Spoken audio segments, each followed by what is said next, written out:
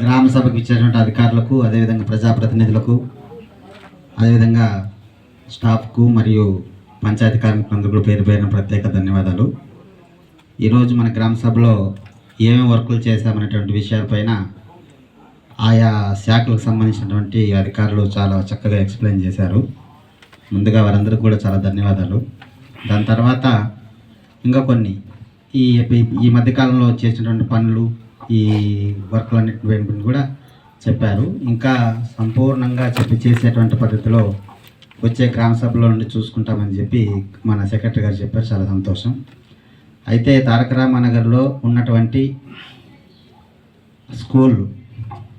స్కూల్కి సంబంధించినటువంటి బిల్డింగ్స్ అన్నీ కూడా ఇన్కంప్లీట్లో ఉన్నాయి. వాటన్ని పూర్తి చేసి ఆ బిల్డింగ్స్ స్కూల్కి అప్పచెప్తే వాళ్ళు అక్కడ పిల్లలందరూ కూడా కింద కూర్చున్నటువంటి పరిస్థితి.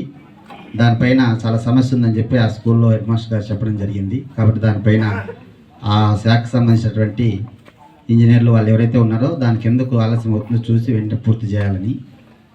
అలాగే ప్రాథమిక ఆరోగ్య కేంద్రం హాస్పిటల్ కట్టి 5 ఏళ్ళు పూర్తి అయిపోయింది. ఇంతవరకు దానికి ప్రారంభం చేయలేదు. ఎందుకు చేయలేదంటే దానికి అక్కడ కేవలం ఒక ఎంపీటీసీ నాకు బిల్లు రాలేదు కాబట్టి బిల్లు రానంత చేత నేను ఓపెనింగ్ చేయించును అంటే అది చాలా తప్పు. కాబట్టి దానిపైన మన ఆరోగ్య శాఖకు సంబంధించినటువంటి వాళ్లకు ఇన్ఫర్మేషన్ ఇచ్చి వెంటనే ఆ ప్రాథమిక ఆరోగ్య కేంద్రాన్ని ఏర్పాటు చేసేలాగా ప్రారంభించేలాగా చూడాలని. ఎందుకంటే అక్కడ మహిళలు వాళ్ళందరూ కూడా గుడుల దగ్గర కూర్చొని వాళ్ళు సమస్యలు చెప్పుకోవాల్సిన పరిస్థితి. ఆ గుడుల దగ్గర ఇంజక్షన్లు అయితే వేయలేరు కదా, నడి రోడ్లో ఉన్నటువంటి విషయం అది. కాబట్టి దానిపైన వెంటనే చేయాలని.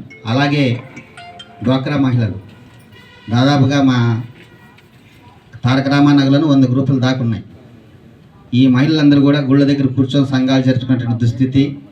దీనిపైన గతంలో కూడా చాలాసార్లు చెప్పాము.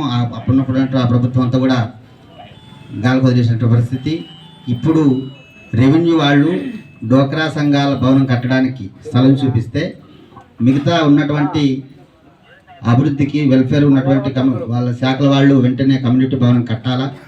అక్కడ మహిళలు చాలా సమస్యలతో ఎదుర్కొంటున్నారు కాబట్టి వాళ్ళకి వెంటనే కట్టే ఏర్పాటు చేయాల్సినటువంటి ఆ దిశగా మన శాఖలు ముందుకెళ్ళాలని చెప్పి అభిప్రాయపడుతున్నాం.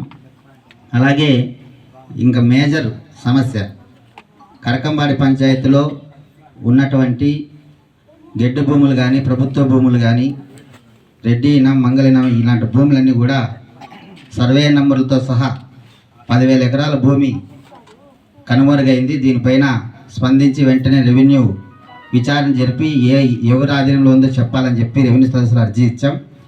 మన సార్ మాట్లాడారు, విఆర్ఓ గారు. అయితే దానిపైన క్లారిటీ ఇవ్వాలి. ఎందుకంటే కరకంబాడి పంచాయతీలో మనకు తెలుసు, ఇప్పుడు కరకంబాడి హై స్కూల్ గ్రౌండ్ లేదు.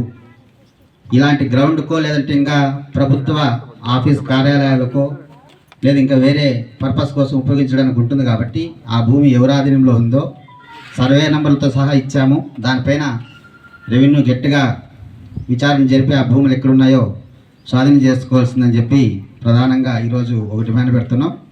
అలాగే మనకు 153/1లో ఉన్నటువంటి భూమి 125 ఎకరాల భూమి మనకు ఎదురు కనిపిస్తుంది, ఎర్రగుట్ట. ఈ భూమి పైన కోర్టుకి వెళ్ళాలని చెప్తున్నారు. కోర్టు ఇక్కడున్నటువంటి అధికారులకి, గతంలో ఉన్నటువంటి అధికారులకి, కలెక్టర్కి సైతం తెలుసు. ఆ భూమి ఇప్పుడు కూడా మీరు ఆన్లైన్లో కొడితే దానికి ఎవరు, దానికి అర్హుడు ఎవరు అని చెప్తే మామూలుగా ఏదైనా భూమి ఉంటే పలానా రైతు, పలానా వాళ్ళ పేరు వస్తుంది. అయితే ఇప్పుడు అక్కడ మన ఆన్లైన్లో కనుక కొట్టి చూస్తే రైతు ఎవరు, కొండ, అనుభవదారుడు ఎవరు, కొండ అని క్లారిటీగా వస్తుంది ఆన్లైన్లో కొడితేనే.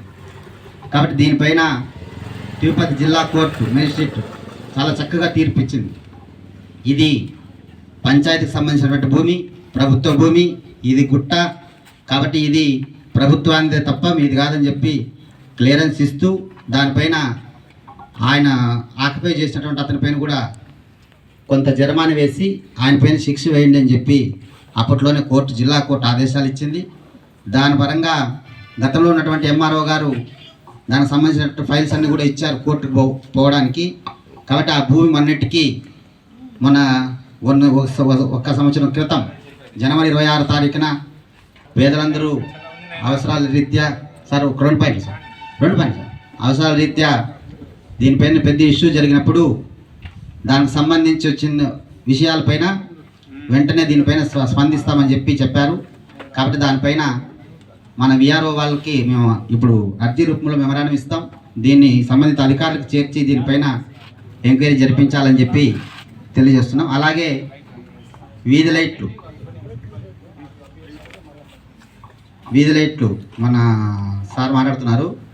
వీధి లైట్లు కూడా తారక రామానగర్లో ఆ లాస్ట్లో ఇరుకుల వాళ్ళు ఉన్నటువంటి ప్రాంతంలో బుట్టల వాళ్ళు ఉన్నటువంటి 2 వీధుల్లో 3 లైట్లు వెలగడం లేదు. వాటిపైన కూడా చూడమని చెప్పడం. అలాగే ఇంకా మిగతా అభివృద్ధికి సంబంధించి ముందుకు వెళ్తున్నారు, చాలా సంతోషం. ఇంకా మరింత అభివృద్ధికి అధికారులందరూ కృషి చేయాలని చెప్పి